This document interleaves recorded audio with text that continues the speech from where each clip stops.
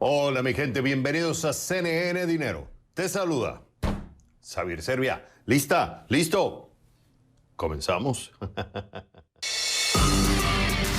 Vuelven las denuncias contra las redes sociales, esta vez por el efecto en los menores. Por eso pregunto, ¿se viene la mano del gobierno sobre las redes sociales? ¿Y por dónde presionarán? Lo discutimos.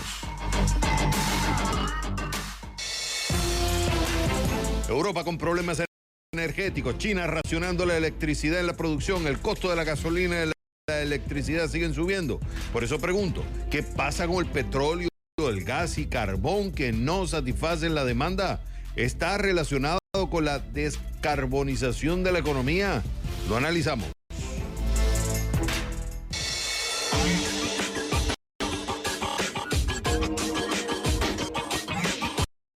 Se estima que Amazon vende $1.000 millones al día y cerca de 4.200 millones de paquetes fueron enviados en el 2020. Por eso pregunto, ¿cómo lo hacen? Lo averiguamos. El auge de los bienes raíces en Estados Unidos está generando que cada vez más personas que no viven en el país quieran comprar una propiedad a través de una compañía de responsabilidad limitada o LLC por sus siglas en inglés. Por eso en un nuevo Dime Xavier te cuento lo que debes saber para ser dueño de una LLC. Desde la Ciudad del Sol, Miami, comienza el único programa que vive la economía. Este es CNN Dinero, que arranca en 3, en 2, en 1. ¡Vámonos!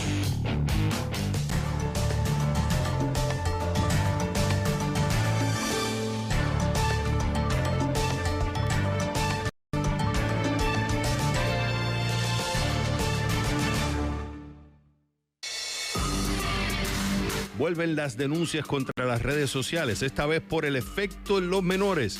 Por eso pregunto, ¿se viene la mano del gobierno sobre las redes sociales? ¿Y por dónde presionarán? Lo discutimos. Pero primero, vamos con el contexto. ¿Qué está pasando? La ex gerente de productos de Facebook, Frances Haugen, compartió cientos de documentos con legisladores y The Wall Street Journal que indican que la compañía estaba al tanto del efecto negativo que puede tener la información falsa y negativa compartida en sus aplicaciones y sobre el impacto en la salud mental de jóvenes y niños. ¿Por qué es importante? Haugen fue llamada a testificar ante una comisión del Senado y durante los últimos años ha habido crecientes pedidos en Estados Unidos y en Europa para regular a gigantes tecnológicos como Facebook. Partes de las discusiones se centran en la sección 230 de la Ley de la Decencia en las Comunicaciones. La sección 230 protege la habilidad de las compañías de moderar el contenido publicado en sus plataformas, protege la libertad de expresión y dice que las compañías tecnológicas como Google o Facebook no son responsables por el contenido que publican sus usuarios. Entonces, ¿se deben modificar las regulaciones sobre el contenido que se publica en redes sociales? ¿Cómo regularlas sin coartar los derechos humanos? Lo analicé con el abogado Eric Iriarte Ajón, presidente y socio del bufete Iriarte y Asociados. Eric, el tema de las regulaciones en las redes sociales pareciera que es nuevo, pero no es nuevo, porque esto se viene debatiendo ya hace mucho tiempo. El caso más reciente, ¿te acuerdas de Cambridge Analytica? Y han seguido surgiendo casos y casos y casos. Entonces, tú vas viendo, hay unas regulaciones como, vamos a decir, lo que estuve leyendo entre analistas, unas regulaciones tipo fresa, no sé, para poner un nombre, vendrían autorregulaciones de las mismas empresas. Se han dado cuenta que el efecto que tiene ciertos productos en ciertas poblaciones, pues hay que cambiarlas, hay que ajustarlas. Pero yo digo que hay un elefante, y creo que tú me vas a decir que el elefante no es ese, el elefante es otro más grande. Creo que el tema de fondo es la 230, la sección 230, donde preocupa mucho y tanto los republicanos y los demócratas le quieren meter mano a la 230 por diferentes razones, pero al final afectaría a las compañías de redes sociales. Vamos a irnos por partes. Primero, ¿qué es la sección 230 en los Estados Unidos para que la gente pueda entender la discusión? La sección 230 está dentro de la legislación de telecomunicaciones de Estados Unidos y está planteada en que no hay responsabilidad por el tercero intermediario cuando un usuario coloca un determinado contenido. De esta manera no asumen responsabilidades sobre un contenido emitido y a su vez respetan el ejercicio de la libertad de expresión que no tiene censura previa. O sea, que ahí entonces que surge Facebook, YouTube, TikTok, Instagram, básicamente son, como decir, una plaza pública donde la gente puede intercambiar su información y su contenido, y ellos están liberados de cualquier responsabilidad de la información porque su responsabilidad principal es proveer la plataforma para que la gente pueda discutir. ¿Sería algo así? Sí, de hecho es así, pero además las redes sociales que has mencionado son las más modernas. Este artículo 230, esta sección 230, ya tiene más de 20 años. Fue creada muy al inicio de las páginas web, con la aparición propiamente de la Internet moderna, si quieres tenerla de alguna manera. Esto ha permitido el crecimiento de portales, el crecimiento de espacios de divulgación y también de los espacios como las redes sociales, pero no fue creada para ellas. Ellas la utilizan en la medida que era la legislación que encontraron cuando ellos llegaron al mercado. Ahora, ¿por qué es que le quieren meter, o sea, ¿por qué cuando lees que incluso ambos partidos y los críticos dicen de alguna forma hay que empezar o cambiar la 230, están los radicales, vamos a decir, aquellos que dicen hay que desaparecerla, aquellos que dicen que hay que hacer ajustes, incluso Facebook publica que dice que ellos quisieran hacer unos cambios a la 230, ¿cuál es la controversia de esta sección? La principal controversia es que aparentemente queda como una regla de impunidad. Y es precisamente frente a casos como Cambridge Analytica que decías, o como la fake news, o como una serie de contenidos que pueden afectar a menores. Mucha de esta discusión en su último tramo tiene que ver con los menores de edad, que a su vez dicen, pero la 230 dice que no son responsables las plataformas intermedias, cuando mucha legislación relacional sí lo hace responsables en la medida de que no hayan tenido medidas de control. Sea la legislación de derecho de autor, sea la legislación de protección de menores, o sea la legislación relacionada al tema de transporte de los contenidos. El gran problema entonces es si la 230, si la cambiamos, va mágicamente a arreglar el problema de responsabilidad que puedan tener estas plataformas. Ahora, hay un tema de libertad de expresión. O sea, y una de los que defienden la sección 230 es principalmente por el tema de la libertad de expresión, la libertad individual de poder expresar su forma de pensar. Entonces, que no se regule el discurso político o las ideas de las personas de poder intercambiar. No tanto así de que tú tengas... O sea, hay ciertas cosas como la explotación infantil, el tema de las prácticas ilegales. En eso sí habría que regularlo, dicen los defensores de la 230. Pero no penalices la libertad de expresión. ¿Qué dices tú? Estoy totalmente de acuerdo. En la medida que las normativas que se hacen respetan los derechos humanos, lo que vas a tener es una mayor posibilidad de seguir creciendo y sobre todo con la libertad de expresión. Y hay una cosa importante de entender. La 230 es una legislación norteamericana, pero la mayoría de plataformas que utilizamos, por ejemplo, en América Latina, son plataformas que están bajo la legislación de Norteamérica. ¿Te imaginas que modifiquen algo que pueda afectar la libertad de expresión? ¿Cómo pudiera caer en lugares que tienen regímenes autoritarios o aquellos donde la utilización de las redes sociales sirven precisamente para la defensa y garantía de derechos humanos?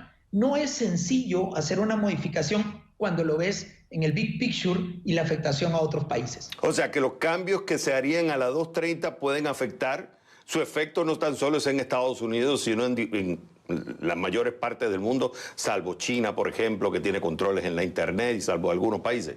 Así es crítica. Entonces, si se va a hacer una modificación, primero se tiene que respetar los derechos humanos, incluyendo la libertad de expresión, y sin duda generar mecanismos de control sobre actos que estén afectando y asumir responsabilidades por parte de las plataformas.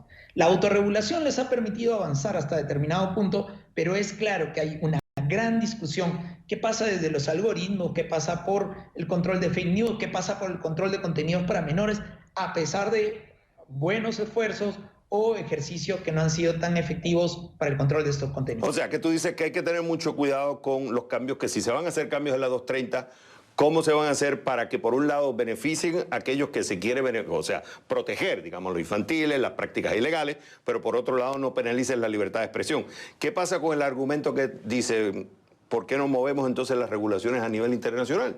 Vamos a poner entonces una regulación de Internet que, no sé, caiga dentro de una oficina dentro de las Naciones Unidas. ¿Qué pasaría en ese caso? Hace 20 años que se está en esta discusión de si el tema de la gobernanza del Internet, que tiene que ver con una suerte de crear una gran oficina que pueda regular todos los aspectos de la utilización de la red, pueda diseñarse o crearse. La oposición ha sido fundamental de que en la medida que este organismo pudiera tener intereses de algunos gobiernos que tienen un carácter autoritario, que más están pensando en el control de contenidos de su población o el acceso a contenidos de terceros, una suerte de Big Brother, terminaría siendo un elemento que en lugar de beneficiar, termina afectando más a la democracia, sobre todo en muchos países de América Latina, de Europa, de África. En otros modelos, sí se quiere tener esa herramienta de control porque sí es el que debe controlar todo, es el Estado, y el Estado debe decirle a la ciudadanía qué puede ver, qué puede hacer, qué no puede hacer. No es simple poderlo crear dentro de un organismo, y además parte de las conclusiones que se ha llegado es que esto es una discusión larga. El Foro de Gobernanza de Internet, que ya tiene 15 años, 16 años, aún no llega a una conclusión plena sobre este tema y creo que no vamos a llegar prontamente. Eric, fue un gusto haberte tenido en el programa. El gusto es mío. Cuando regresemos a CNN Dinero, ¿quién se lleva la medalla de oro y de cartón de la semana? Eso, al volver a The Number One, CNN Dinero.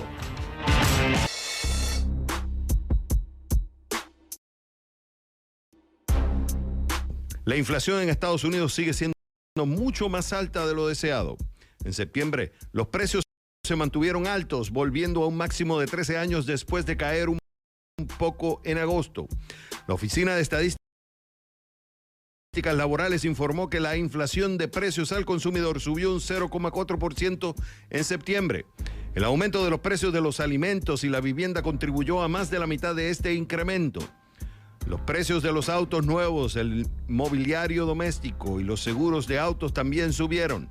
En general, la inflación se situó en un 5,4% en el periodo de 12 meses finalizado en septiembre. Si se excluyen los costes de los alimentos y la energía, que suelen ser más volátiles, los precios subieron un 4% en el mismo periodo, la misma tasa que en agosto. ¿Y quién gana esta semana? Delta. ¿Por qué? Vuelve a ser rentable. ¿Qué pasó? La aerolínea estadounidense reportó que su ganancia operativa en el tercer trimestre fue de $194 millones, ajustada por partidas especiales. Esto la convierte en la primera línea aérea de pasajeros importante del país en registrar ganancias desde el comienzo de la pandemia. ¿Qué pasó? Una fuerte temporada de viajes de verano, debido a la demanda acumulada de viajes de vacaciones, llenó aviones casi a niveles prepandémicos. Eso sí, las ganancias estuvieron por debajo de los $1.500 millones que generaba 2 años antes, pero sigue siendo un importante paso de progreso en la recuperación. Y es que durante la pandemia las compañías aéreas reportaron pérdidas millonarias. En ese periodo, Delta, por ejemplo, tuvo pérdidas operativas que alcanzaron los $9.800 millones. Claro, no sabemos si el próximo trimestre seguirá siendo rentable, especialmente con un nuevo punto de presión. El reciente aumento de los precios del combustible es el segundo costo más grande para una aerolínea, detrás del costo de la mano de obra. Pero por volver a ser rentable en el último trimestre, la aerolínea Delta se lleva esta semana la medalla de oro de CNN Dinero. ¿Y quién pierde esta semana? Los consumidores y las economías. ¿Por qué? Aumentan los precios y siguen los problemas con la cadena mundial de suministros. ¿Qué pasó? Por estos días escasean desde los chips de computadora hasta los automóviles nuevos. La mayoría de los productos parecen verse afectados por la épica congestión en los puertos. Las razones son varias, según un estudio de Moody's Analytics. Hay una grave escasez de conductores de camiones. En el Reino Unido, por ejemplo, la situación llegó a tal extremo que generó caos en numerosas estaciones de gasolina que no tenían quien dispensar el combustible. 2. Los controles fronterizos y las limitaciones de movilidad que trajeron las restricciones por la pandemia. 3. La falta de disponibilidad de un certificado global de vacunación. 4. El aumento en la demanda a medida que los países vuelven a abrir sus economías, entre otros. Todos estos factores parecen haberse combinado en una tormenta perfecta, haciendo que las entregas se demoren y los costos y los precios aumenten. La consecuencia, un futuro no muy alentador.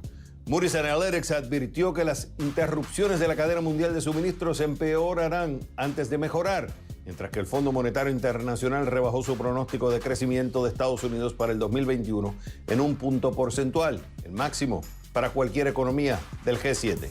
Pero hay otros más optimistas. El director ejecutivo de JP Morgan Chase, Jamie Dimon, dijo que estos contratiempos en la cadena mundial de suministros se desvanecerán rápidamente. No sabemos cuál de estos pronósticos se cumplirá, pero por el aumento de los precios y los problemas con la cadena mundial de suministros, los consumidores y las economías se llevan esta semana la medalla de cartón de CNN Dinero. Cuando regresemos a CNN Dinero, Europa con problemas energéticos, China racionando la electricidad en la producción, el costo de la gasolina y la electricidad siguen subiendo. Por eso pregunto, ¿qué pasa con el petróleo, gas y carbón que no satisfacen la demanda? ¿Está relacionado con la descarbonización de la economía? Lo analizamos. El costo de los bienes que salen de las fábricas de China está aumentando en la tasa más alta registrada. Esto está avivando los temores sobre la estanflación en la segunda economía más grande del mundo, en especial en un momento en que China ya está lidiando con una crisis de energía extrema y problemas de deuda que se profundizan. Según datos del gobierno, el índice de precios al productor se disparó un 10,7% en septiembre con respecto al año anterior. Según datos de Aecon Refinitiv, es el aumento más rápido desde que el gobierno comenzó a publicar estos registros en 1996. La Oficina de Estadísticas de China dijo en un comunicado que el repunte puede atribuirse al aumento de los precios del carbón y de los precios de los sectores intensivos en energía. Actualmente los precios del carbón están en máximos históricos en el país, ya que los suministros luchan por seguir el ritmo de la demanda de las centrales eléctricas. Europa con problemas energéticos, China racionando la electricidad en la producción, el costo de la gasolina y la electricidad siguen subiendo. Por eso pregunto, ¿qué pasa con el petróleo, el gas y carbón que no satisfacen la demanda?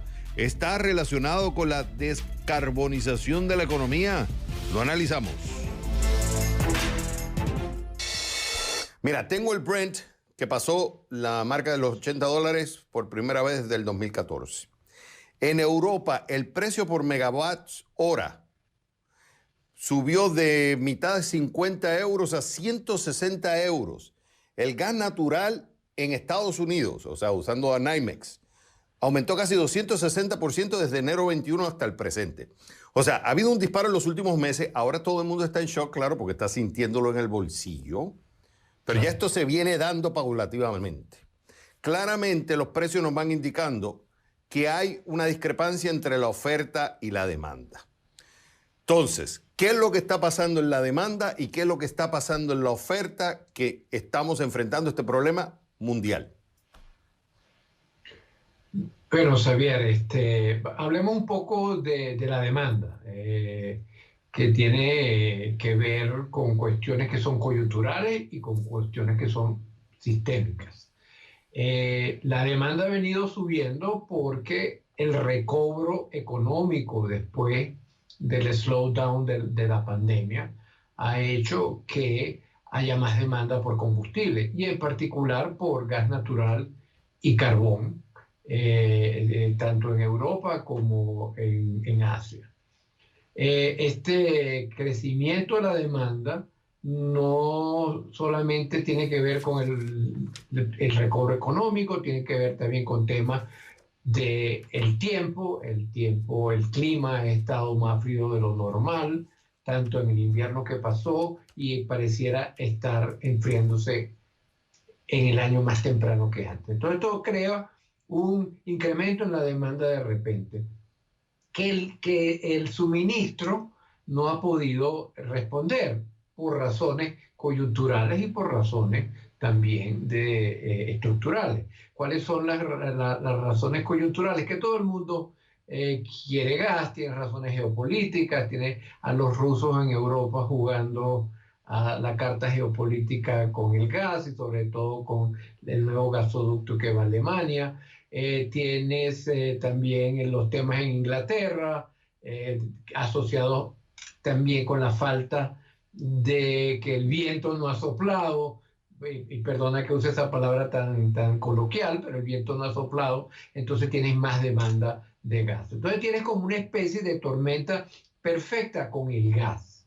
Por el otro lado tienes el carbón, que obviamente China tiene como el 70% de su energía, o un número así, por carbón. Y lo que ha venido ocurriendo es que ellos, por razones de ellos mismos, tanto por descarbonización como por problemas sindicales, como por problemas de política, han venido rebajando su producción de carbón. Entonces los agarra esta demanda adicional de energía con una producción de carbón baja con la que no han podido reaccionar. Fíjate que estuve leyendo el World Energy Outlook el 2021. Bueno, estuve repasándolo porque son 300 y pico de páginas. Pero estuve viendo varios puntos y uno de ellos dice que va a haber, lo estoy refraseando, va a haber que acostumbrarse a mayor volatilidad en los precios de la energía, porque por un lado se está queriendo hacer una transición en la matriz energética, pero no se está haciendo la inversión suficiente, pero tampoco se está haciendo la inversión suficiente en la energía tradicional. Entonces, aquí hablan algunos, incluso yo te mandé un video de uno de los banqueros, creo que era de JP Morgan o de Goldman Sachs, que decía que esto es como una venganza de la energía tradicional, porque no se está haciendo inversión en la energía, vamos a decir, en el gas, en el petróleo, en el carbón, porque en la plata se está...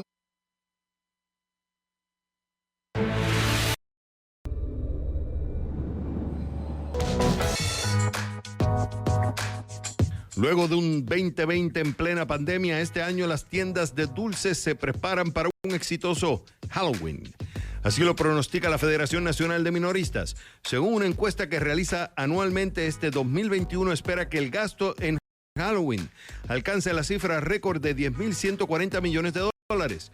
Este sondeo lo realiza anualmente a través de Prosper Insight and Analytics, una empresa que utiliza datos para seguir y predecir el comportamiento de los consumidores.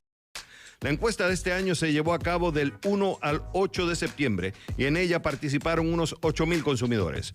Otra buena señal es que las ventas de dulce y chocolate ya se han disparado por encima de los niveles del 2020, según el National Confectioners Association. El grupo comercial señala que alcanzaron 74 millones de dólares en las 4 semanas que terminaron el 5 de septiembre del 2021.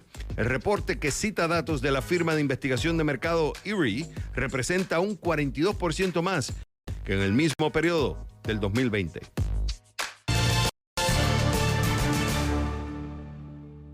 Oye, ¿al final vas a abrir el negocio en Estados Unidos? Sí, pero no te veo muy animado.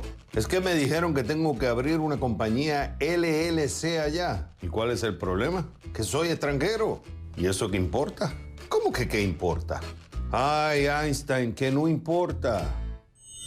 Me preguntan, Xavier, como extranjero que no vive en Estados Unidos, ¿puedo abrir una LLC?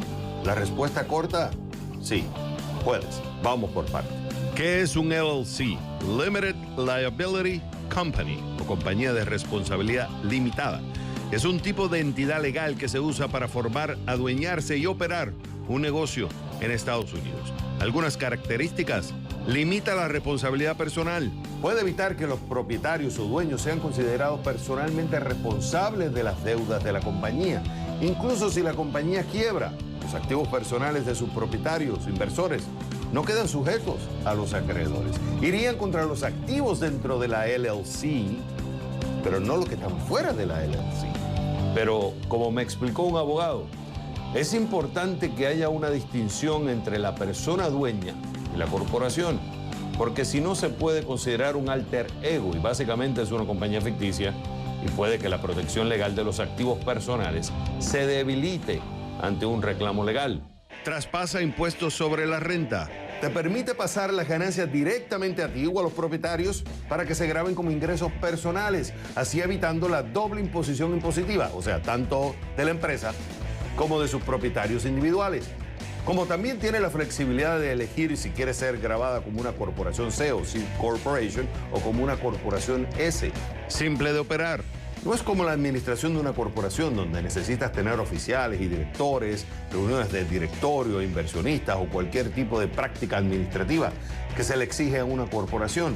La LLC puede ser manejada por sus propios miembros. Flexibilidad en la cantidad de miembros. En la mayoría de los estados puedes formar una LLC con un solo miembro o pueden ser varias personas individuales, corporaciones, otras LLC y entidades extranjeras. Ahora, ¿qué pasa si eres extranjero y no vives en Estados Unidos? Por lo general, los extranjeros no necesitan una visa para tener un negocio o para figurar como funcionario corporativo o director de una empresa estadounidense y conseguir ganancias de ella, siempre que paguen impuestos. Sin embargo, para trabajar en un negocio en el que han invertido, deben contar con la aprobación del gobierno de Estados Unidos a través de una visa de inversionista por tratado E2 o una visa EB5. Ahora, ¿qué tienes que tener en cuenta para abrir una LLC? Aunque esto va a depender del estado en que se incorpore, es decir, en qué estado se va a localizar y el uso que le des a la LLC, varias cosas. Primero, registrarte con la División de Corporaciones del Estado. Donde sea que hayas escogido incorporar la compañía, es decir, establecer tu LLC, acá deberás escoger también el nombre que quieras ponerle. Piensa en varias opciones en caso de que el que hayas elegido no esté disponible. Segundo, tener un agente registrado. Si no vives en Estados Unidos, un agente registrado es quien está designado para recibir y enviar documentos oficiales a tu nombre, como notificaciones de servicio de proceso, notificaciones oficiales del gobierno, formularios de impuestos y notificación de demandas, entre otros. Tercero, deberás presentar los artículos de la organización. Esta información incluye el nombre, que ya elegiste, la dirección, donde estará ubicado la compañía, qué tipo de negocio es, el o los nombres, dirección y porcentaje de propiedad de todos los miembros de la LLC.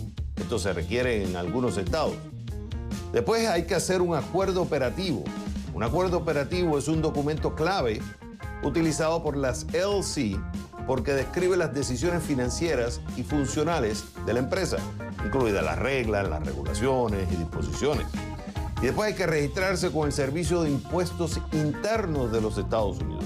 Acá necesita solicitar el número de identificación fiscal de la empresa, también conocido como EIN, es el número de identificación del empleador. Para solicitar uno necesitas el nombre comercial de la compañía, una dirección en Estados Unidos, una breve explicación de la actividad principal, el servicio o producto que ofrecerás o venderás.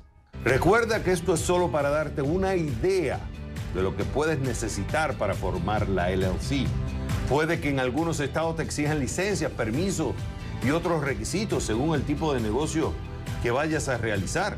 Por eso es importante que sepas los pros y los contras de la LLC. Te asesor con un abogado especializado en el estado donde piensas formar la compañía. Asesorarte con un contador especializado para ver la parte impositiva. Y si vas a trabajar en el negocio, asesórate con un abogado especializado sobre el tema de visas como inversionista. ¿Me explico?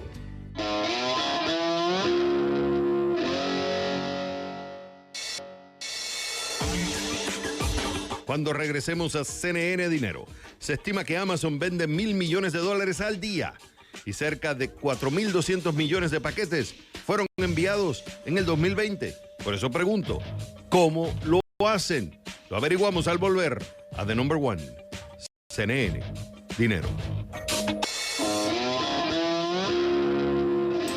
¿Tienes alguna pregunta de finanzas personales? ¿Tienes alguna duda sobre tus finanzas?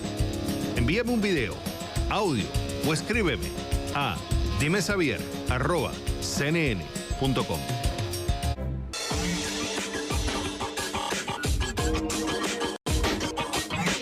Se estima que Amazon vende $1.000 millones al día y cerca de 4.200 millones de paquetes fueron enviados en el 2020. Por eso pregunto, ¿cómo lo hacen? Lo averiguamos. Ricardo, it's amazing. O sea, es sorprendente la complejidad, el reto intelectual de manejar esa cantidad de paquetes por año en una economía como la estadounidense. Y no estamos hablando a nivel global. Me estoy concentrando en un momento en la parte de Estados Unidos. ¿Cómo es que lo hacen? Bueno, Amazon es una compañía realmente revolucionaria en todo el sentido de la palabra. Nosotros hemos hablado en ocasiones anteriores de lo que se llama, mucha gente gusta hablarle de los founding fathers, la gente que ha fundado pues la solidez industrial de este país. Ahí tienes a los Rockefellers, ahí tienes a los Vanderbilt. Pues yo te podría decir, sin exagerar, que uno de los padres fundadores del siglo XXI es Jeff Bezos, con lo que él ha logrado hacer con Amazon. Pues Amazon ha sido una verdadera revolución en todo lo relacionado con la distribución, pero lo más importante que ha logrado Amazon es cambiar lo que en inglés se llama el consumer behavior, el comportamiento del consumidor. El comportamiento del consumidor, ¿por qué? Porque él ha logrado posicionar esto de una manera o ha logrado ofrecer un servicio que lo hace muy conveniente al consumidor. ¿Y cómo lo ha hecho eso? No, porque sencillamente el tipo ha pensado mucho más allá de lo que cualquier otra persona hubiera pensado y ha logrado, utilizando la tecnología, facilitar ese proceso, haciéndolo de una manera eficiente que le permite, pues, ser definitivamente el líder del mercado. Ahora vamos relaciona con la distribución de e-commerce. Ahora vamos a aterrizarlo un poco, Ricardo, porque, yo estoy en Miami y yo pido productos en Amazon. Y a lo mejor lo pido en California.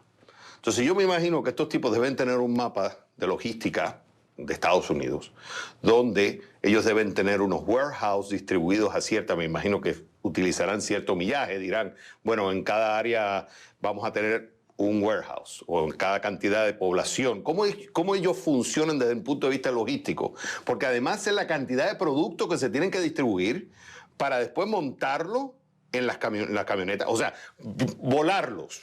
Una vez que los vuelas, sacarlos del aeropuerto, tirarlos a los containers, de ahí distribuirlo a las camionetas llegar a los lugares en un periodo de tiempo corto. How they do it? Mira, ellos tienen una red de distribución de, como bien dices tú, de depósitos. Pues eso se llaman los fulfillment centers, los centros de fulfillment. Entonces, cada uno de ellos ellos distribuyen, pues, de acuerdo a la demanda. Recuerda que tienen diferentes maneras de distribuir. Cuando tú compras productos en Amazon, en la página de Amazon, no necesariamente ellos tienen en inventario todos los productos que ellos venden. Es posible que un producto que tú compras en la página de Amazon, el que lo vende maneja su inventario. Entonces, depende de cuál es el arreglo que tiene el vendedor y el arreglo que tienen con Amazon para ver si Amazon es la empresa que finalmente va a distribuir el producto. Ahora, lo que tú dices es muy importante. Yo tengo un centro de distribución en California, tengo otro centro de distribución en diferentes partes del país. Lo interesante es que esta gente tiene unas rutas fijas. Me explico. Si tú te paras enfrente de tu casa, te darás cuenta que en el día hay varios camiones de FedEx que pasan enfrente de tu casa. No es que ese día fue un camión en particular. Todos los días pasa un camión de FedEx. Entonces, fíjate que lo que era un costo variable, que es hacer que el camión fuera a tu casa, hoy en día, como siempre están pasando camiones, esas son rutas bastante fijas. Entonces, lo que hay que hacer es cargar los camiones con productos, de manera que lo que era un costo variable, hoy en día es un costo fijo.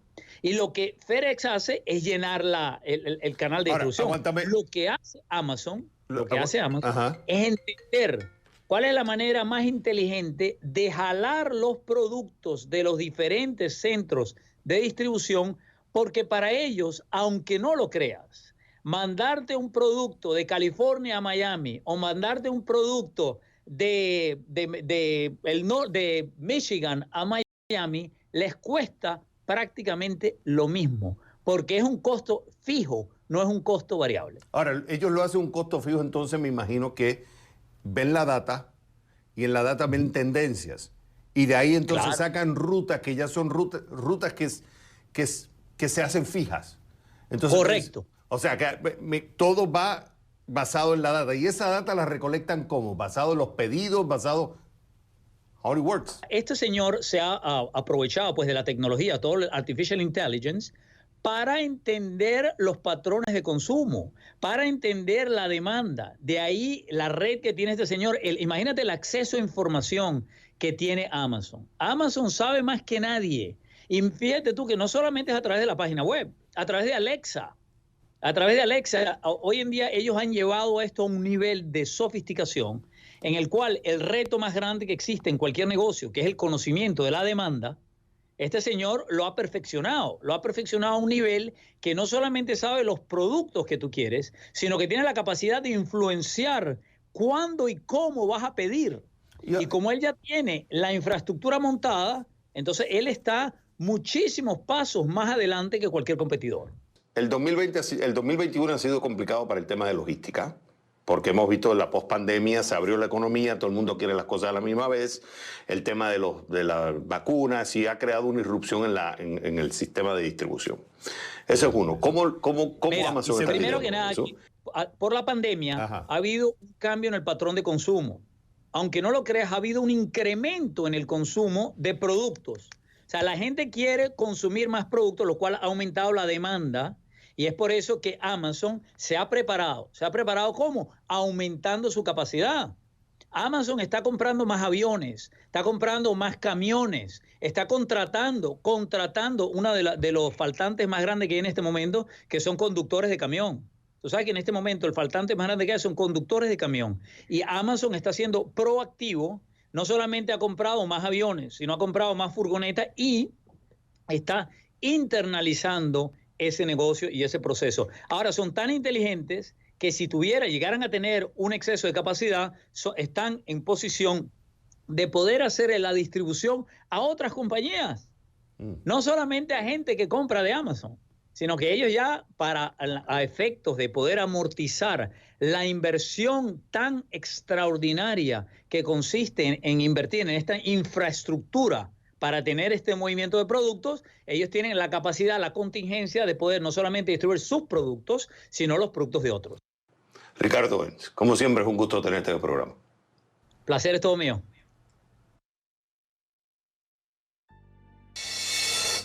Bueno, mi gente, hemos llegado al final de otro episodio más de CNN Dinero. Ya ustedes saben, esto es CNN Dinero, donde la prosperidad está a su alcance.